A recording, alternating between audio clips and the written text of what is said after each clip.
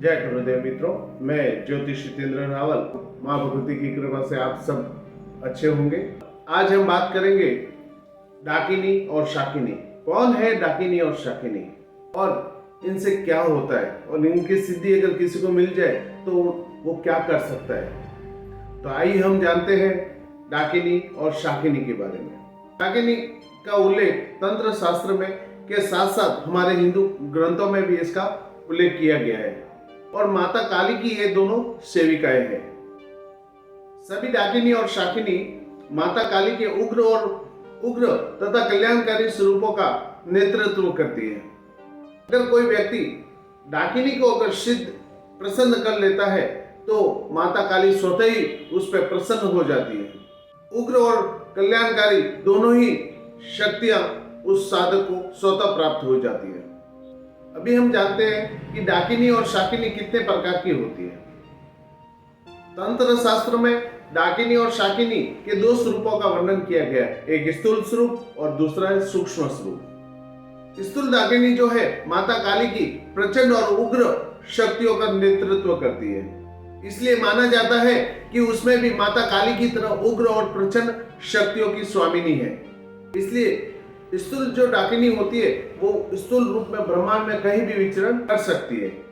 इनका जो रहने का जो स्थान रहता है वो जैसे सुनसान जगह हुई, नदी तालाब के किनारे हुए, अपवित्र जगह हुई और उजाड़ जो जगह रहती है वहां पे अपनी प्रचंड और उग्र शक्तियों के साथ ही वो वहां पे निवास करती है। दूसरी है सूक्ष्म डाकिनी। सूक्ष्म डाकिनी जो रहती है वो माता काली की कल्याणकारी और मोक्ष प्रदान करने वाली शक्तियों का नेतृत्व करती है। इस डाकिनी का जो स्थान रहता है वो इंसान के मूलाधार चक्र के बीचों में वो निवास करती है।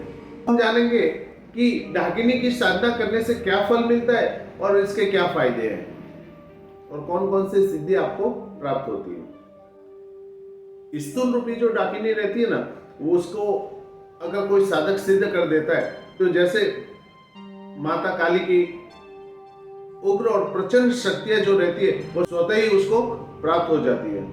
स्थूल रूपी जो डाकिनी है, अगर कोई व्यक्ति उसकी साधना करता है तो उसको माता काली की प्रचंड और उग्र समस्त शक्तियां वो उसको प्रदान करती है, जिससे वह साधक अति बलवान बन जाता है और जिससे साधक सभी लौकिक वस्तुओं को प्रभावित कर सकता है।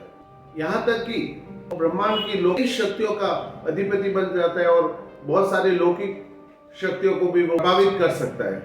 और डाकिनी उसको त्रिकाल दृष्टि प्रदान करती है, जिसके कारण साधक कुछ भी प्राप्त कर सकता है और कुछ भी करने में वो सक्षम होता है, मोक्ष की भी प्राप्ति वो कर सकता है। स्थूल डाकिनी जो है इसकी साधना कभी भी बिना गुरु के नहीं करनी चाहिए, क्योंकि ये बहुत ही उग्र स्वभाव की रहती है, जिसके कारण अगर जरा से भी चूक होने पे वो व्यक्ति की मृत्यु भी हो सकती है। इसलिए गुरु के सानिध्य में अगर इनकी साधना की जाए तो आप अनेकों शक्तियों के ज्ञाता बन सकते हो। कि गुरु का साथ आपके साथ रहता है तो उसकी जो तीव्र और प्रचंड जो शक्ति रहती है उसको ग्रहण करने की क्षमता आप में अपने गुरु द्वारा स्वतः ही आ जाती है। जब डाकिनी आपको दर्शन देती है तो सबसे पहले वो एक रूपवान यौवन युक्त आपके सामने प्रकट होती है, जिसके कारण आपका मन विचलित हो जाए और आपकी वो साधना खंडित हो जाए। वो बार बार ऐसा प्रयास करती है और तब भी आप अगर विचलित ना हुए और साधना में डटे रहे, तब वो अपने असली रूप में आपके सामने प्रकट होती है, जहां काले वस्त्र पहने हुए, उसके बाल खुले हुए और एकदम डरावना सा स्वरूप लेके आपके सामने प्रकट होती है और आपको समस्त सिद्धियों का ज्ञाता बना देती है। जो भी इनकी साधना करता है वह व्यक्ति इस लोक का सुख भोग के अंत में मोक्ष को भी प्राप्त कर सकता है। इस लोक में रहते हुए वो अनेकों कृत कर सकता है। इनकी सिद्धि प्राप्त करने के बाद वह व्यक्ति समस्त शक्तियों का ज्ञाता बन जाता है, जिसके कारण वो कुछ भी कर सकता है। सूक्ष्म डाकिनी इनकी अगर कोई व्यक्ति साधना करता है तो माता काली के कल्याणकारी और मोक्ष प्रदान करने वाली समस्त शक्तियों का वो ज्ञाता बन जाता है। इनकी साधना किसी योग्य गुरु के सानिध्य में ही करनी चाहिए, क्योंकि वो योग के द्वारा आपको ये शक्ति जागृत करवाते हैं, जिसमें प्राणायाम और अनेक योग की क्रियाओं के द्वारा ये शक्ति आपकी जागृत हो सकती है।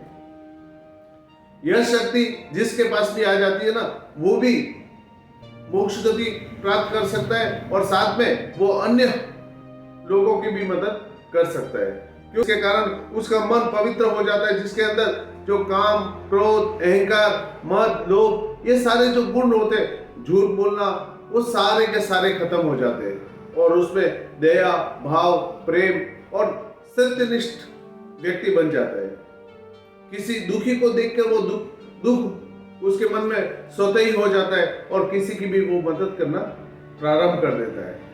अगर स्थूल डाकिनी की अगर साधना करता है तो सर्वप्रथम उसको योग्य गुरु की आवश्यकता पड़ती है, क्योंकि तंत्र ऐसा इसलिए कहा जाता है क्योंकि तंत्र शास्त्र में उसका उल्लेख मिलता है कि अगर स्थूल डाकिनी की जो शक्ति है वो बहुत ही प्रचंड होती है, जिसके कारण अकेला साधक उनकी शक्तियों को ग्रहण नहीं कर सकता। इसके लिए उसके साथ योग्य गुरु होने आवश्यक है, क्योंकि योग्य गुरु की सहायता से ही वो उन शक्तियों को ग्रहण करने में सक्षम होता है। गुरु अगर साथ में रहते तो उन शक्तियों को वो ग्रहण करने की क्षमता उसमें बढ़ जाती है। दूसरी है सूक्ष्म डाकिनी। सूक्ष्म डाकिनी हमारे शरीर के मूलाधार चक्रों के बीच में रहती है। अतः योग के जानकार गुरु होते हैं, उनके सानिध्य में आप इनकी साधना कर सकते हो और योग के द्वारा और कई प्रकार की क्रियाओं के द्वारा, प्राणायाम के द्वारा आप उस शक्तियों को जागृत करने में सक्षम होते हो।